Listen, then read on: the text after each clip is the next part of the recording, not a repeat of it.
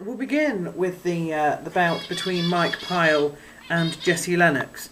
Not a crowd favourite, this one. I think I went on record and said that I wanted Jesse Lennox to win, but thought that Mike Pyle probably would. So there we are. Ricardo Funch versus Claude Patrick. Now I went for Funch on this one, but it looks like Patrick has done extremely well. Including some sort of guillotine again at the end of the first round, although he wasn't able to finish there. And round 2 where he goes for a guillotine again and this time wins. So there we are. James Wilkes versus Peter Sobotta went all the way to decision, and it was a unanimous decision for James Wilkes. Indeed, Sherdog has given all 3 rounds to Wilkes, so there we are. I know I went for Wilkes, so there we are.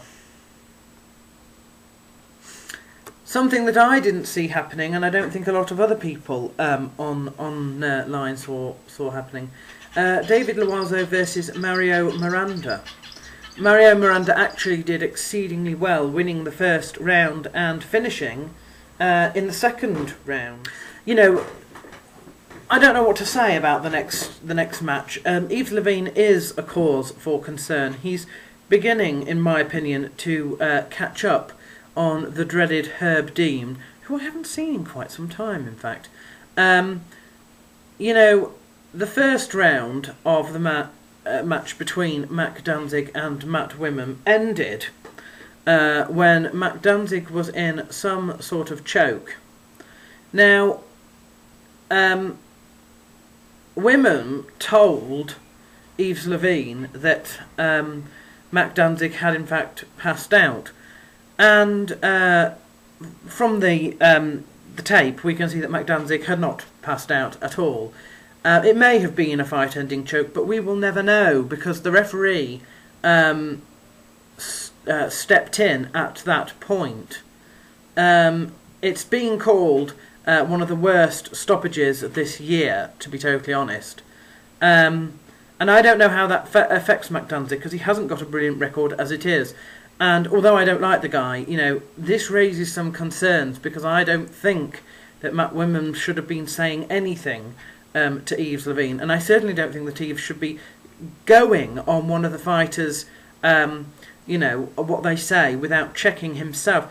Now, there was another fighter who said somebody was tapping out in one of the earlier events, and I can't remember who it was.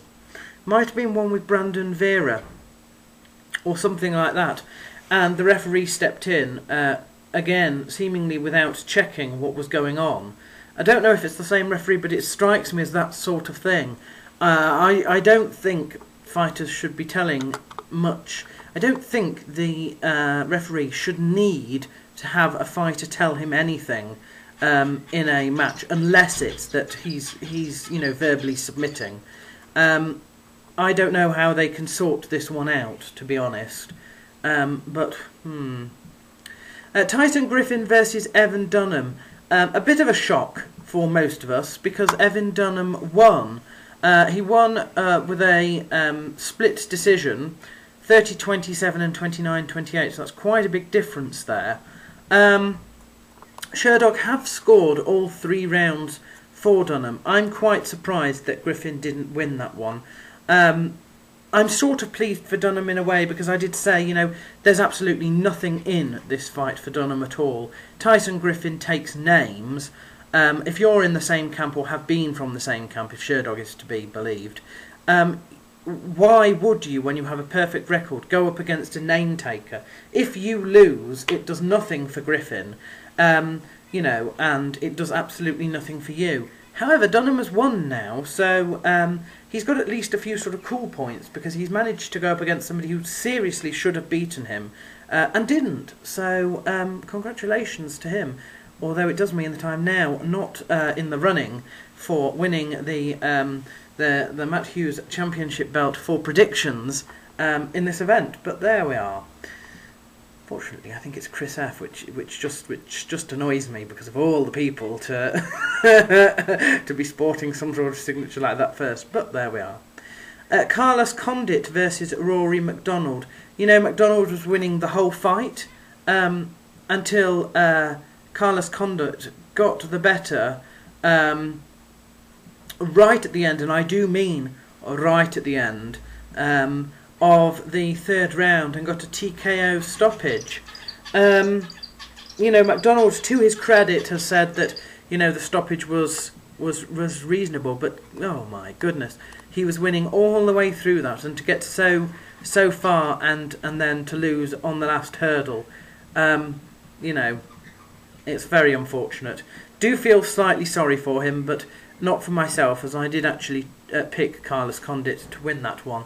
And indeed, Carlos Condit makes a big thing about finishing fights as well. And, you know, I think it was 4:53 of the last round, and he managed to finish. So, you know, there we are. Ben Rothwell versus Gilbert Ivel. It went all the way to decision, and Ben Rothwell won it, as I said, probably would. I think they both deserve themselves. They both deserve it, to be honest, to fight themselves. I hate both of them, really, to be honest. So there we are. Paulo Thiago versus Martin Kampmann. Martin Kampmann has won the decision. I think I went for the other person. I think I went for Paulo Thiago. So there we are. Sherdog has given all 3 rounds to Kampmann. I think the big problem with Patrick Barry in his match with Crocop was that he gassed. Oh dear.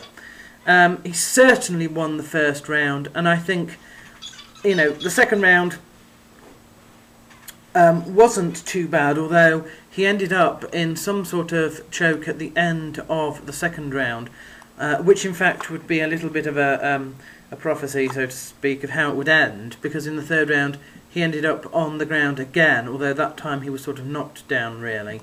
And he ended up getting falling into an RNC, and that was the end of that.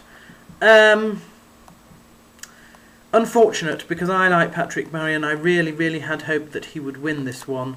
But there we are. I think it was a good sort of kickboxing style match, and I did say that it probably would. It's a shame that he might have gassed slightly, but there we are. Now, I raised my concerns about the match between Rich Franklin and Chuck Liddell in my video predictions. My main worry was that these were two people who were both having big fan groups, and there was quite a lot of crossover, and, you know, I'm not sure the fight made total sense. Afterwards, it certainly did. Some of Dana White's comments following the match do seem to have are quite interesting. He says that he has no regrets. It was a first round knockout that was basically it happened on again because Franklin is more technical. I didn't expect it to happen so fast, or so early in the game, but other than that, it pretty much went as you would imagine.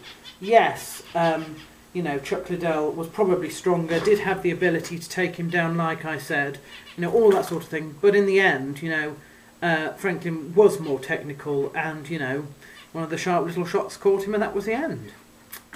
So there.